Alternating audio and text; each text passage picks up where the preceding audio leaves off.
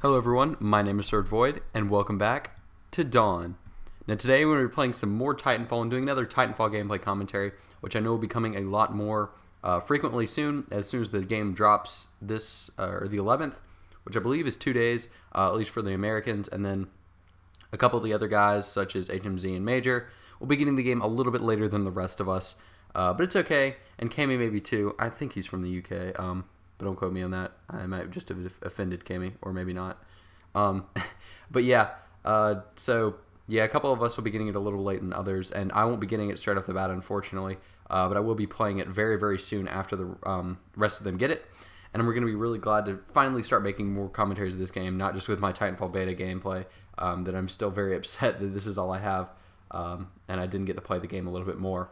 But anyway, this gameplay, I'm actually using the Carbine, which is my favorite loadout. I really like this one. I believe I'm using the automatic pistol, although I'm pretty sure I don't use it at all during this gameplay.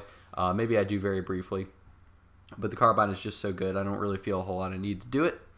But either way, I have a topic I wanted to discuss with you guys today, and it has something to do with Titanfall's place in competitive gaming, or not competitive, just in FPS gaming, just as an FPS title.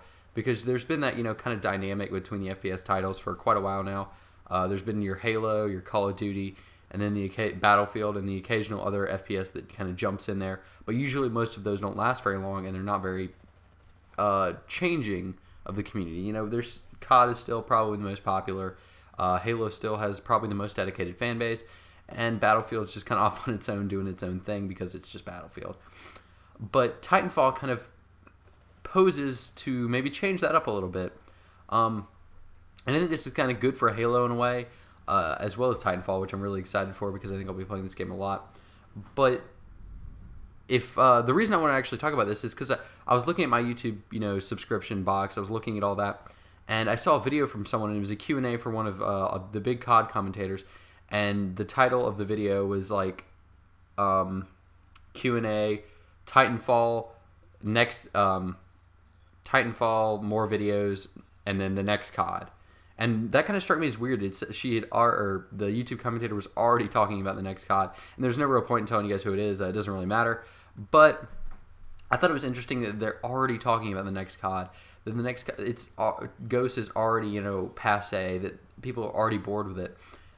It's just weird to me that a game can last for what? How long has it been? 5 months? 5 months since that game came out. And people were already bored of it. 4 or 5 months, the new COD has been out, and everyone's already done playing it. I think that's really weird. It's kind of interesting to me to see so few, or to see people already hyped to see play the next COD.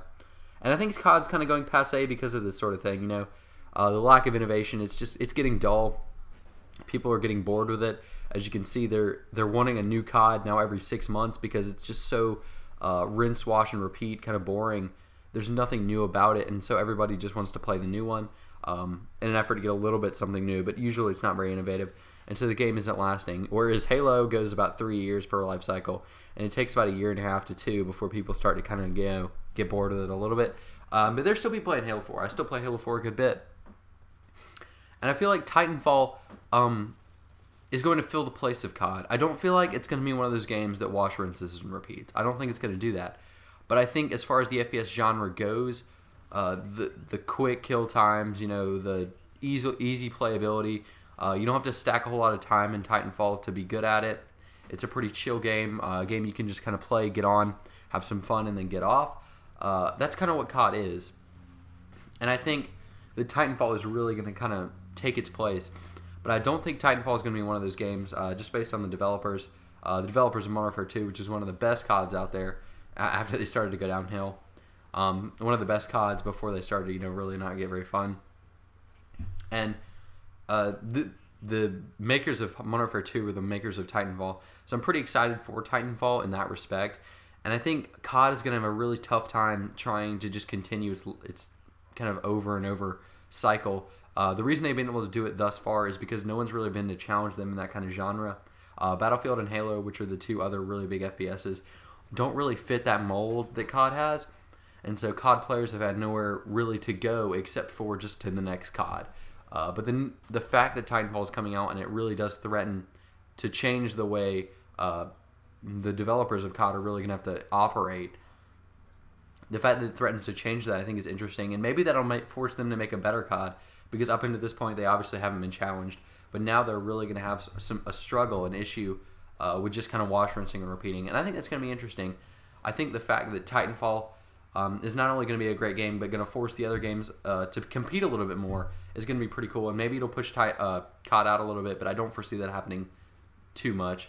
I think COD is going to remain, but I think they're going to have to do some innovation if they want to continue to be popular like they have been. Anyway, hope you guys enjoyed the video. Thank you guys for watching, and please subscribe if you did enjoy, and Void out.